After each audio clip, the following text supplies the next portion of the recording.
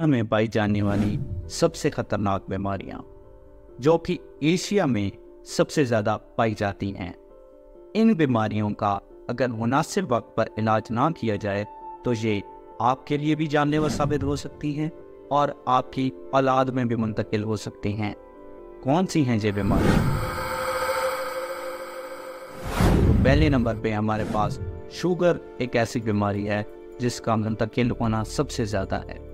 दूसरे नंबर पे दिल की बीमारियां आ जाती हैं और तीसरे नंबर पे सांस की बीमारियां आ जाती हैं।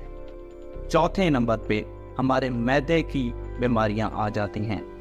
पांचवें नंबर पे हमारे पास दिमागी बीमारियां आ जाती हैं या दिमागी मसले आ जाते हैं।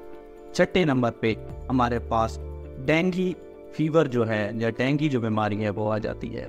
सातवें नंबर पे हमारे पास टीबी है, वो आ जाती है। आठवें नंबर पे हमारे पास मलेरिया एक बीमारी है, वो आ जाती है। और नौवें नंबर पे हमारे पास हाथों पाँव का जलना भी आ जाता है। और 10वें नंबर पे हमारे पास स्किन की जो बीमारियां हैं, जिल्द की जो बीमारी